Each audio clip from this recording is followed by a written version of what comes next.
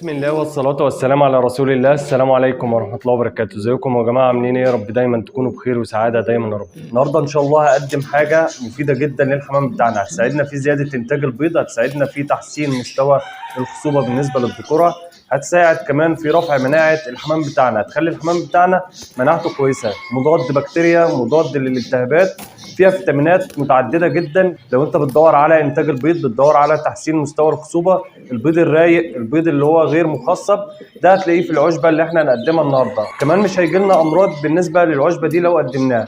عايزين نحسن كمان من مستوى وزن الزغاليل، يبقى لازم تهتم بالعشبه دي. العشبه دي ثمنها رخيص جدا ولا غنى عنها بالنسبه للحمام بتاعنا، وهي عشبه المورينجا.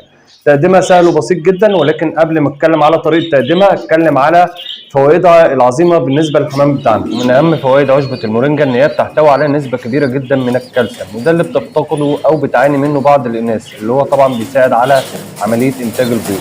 تحتوي كمان على فيتامين ج اللي هو بيرفع المناعه بتاعه الحمام بتاعنا او بيعزز من مناعه فرد الحمام بتاعنا. بيعالج كمان امراض الكبد والكلى للحمام والطيور ويحافظ عليها من التلف، يعني يعتبر مرشد كبدي ومضاد سموم طبيعي جدا للحمام بتاعنا. مش هحتاج لمضادات السموم اللي هي بتكون ثمنها غالي، او مش هحتاج للمنشط الكبدي اللي هو بيكون ثمنه غالي اذا كان بيطري او اذا كان بشري. يعالج ايضا امراض التهاب المفاصل اللي هي بتصيب الحمام بتاعنا، اللي هو برضه بيبقى ناتج عن نقص الكالسيوم. وبتعمل كمان على علاج مشاكل التسيف والهزلان الناتج عن سوء التغذيه، يعني مش هنلاقي الحمام بتاعنا لا فيه نسبه تسيف ولا طبعا الهزلان اللي هو بيحصل للجسم بتاعنا نتيجه سوء التغذيه. بعض الحمام لما بنكلف بنلاقي بعض الحمام ما بيقبلش على الكلفه، ان شاء الله دي هتنتهي تماما. حالات التسيف اللي هي ممكن تلاقي بعض الاسوس عندنا حصل لها حاله تسيف، بيكون ده طبعا ناتج عن الاجهاد اللي هو بيحصل نتيجه الانتاج المستمر.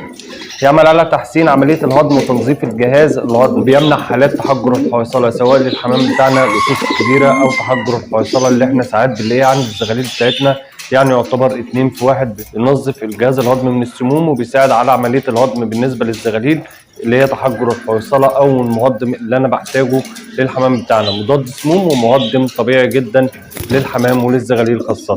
لو احنا بندور على مضادات السموم هنلاقيها ان شاء الله في نبات المورينجا اللي احنا بنقدمه للحمام بتاعنا.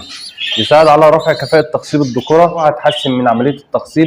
مش هتلاقي عندك بيض رايق، فلو انا بدور على السيلينيوم هو موجود اهو في نبات المورينجا اللي احنا قدمناها للحمام بتاعنا.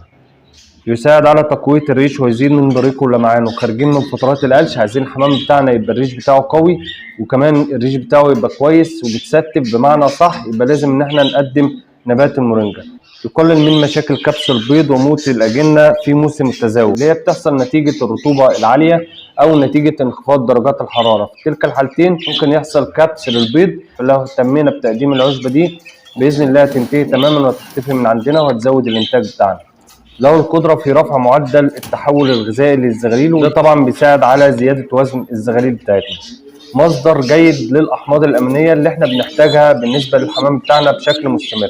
يعني عشبة المورينجا تعتبر كاملة متكاملة بالنسبة للحمام بتاعنا، بتحتوي على فيتامين ج وبتقوي جهاز المناعة بتاع فرد الحمام بتاعنا، بتحارب الأنيميا، مضاد للبكتيريا والالتهابات، بتزيد من إنتاج البيض وبتزيد من الخصوبة، وكمان بتزيد من زيادة وزن الزغاليل بتاعتنا. يعني كل اللي بدور عليه للحمام بتاعنا هلاقيه في نبات عشبة المورينجا اللي احنا بنتكلم عليها النهارده. كامله متكامله بالنسبه للحمام بتاعنا، بتعالج الامراض، بتعالج كل حالات نقص البيض، بتعالج الخصوبه، بتزود من وزن الزغاليل. طريقه تقديمها سهله وبسيطه جدا، ان انا اغلي ميه واحطها على فنجان كاني بعمل كوبايه شاي كشري بالظبط، وبحط عليها معلقه من عشبه المورينجا تكون جايه طبعا مطحونه، بحط منها معلقه كبيره على الفنجان ده واسيبها ان هي تبدا ان هي تتفاعل مع بعضها. بعد كده بقدم الفنجان او الكوبايه اللي انا عملت منها العشبه بتاعه المورينجا دي، بقدمها على لتر ميه. اهم حاجه ان احنا نعطش الحمام يا جماعه عشان يستفاد باي جرعه، اذا كانت اعشاب او اذا كانت ادويه. بعطش الحمام بتاعي لا يقل عن 4 ساعات، ده عشان الحمام بتاعنا يستفاد باكتر جرعه يحتاجها من الاعشاب او الادويه اللي انا بقدمها. دي كده يا جماعه كل فوائد عشبه المورينجا اللي انا قدمتها للحمام بتاعي النهارده، وهي لا غنى عنها بالنسبه للحمام بتاعنا طوال موسم الصيف، عشان تنتج وتطلع وزن الزغاليل بتاعتك كويسه، تحافظ على الحمام بتاعك من اي امراض اذا كانت امراض بكتيريه وامراض فيروسيه، وتحافظ كمان على مستوى الخصوبه بالنسبه للذكوره، وتحسن من مستوى البيض عند الحمام بتاعنا. دي كده الفوائد اللي قريناها مع بعض، طريقه تحضيرها اللي احنا قدمناها للحمام بتاعنا.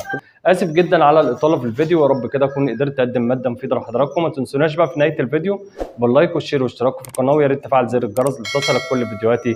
والسلام عليكم ورحمه الله وبركاته.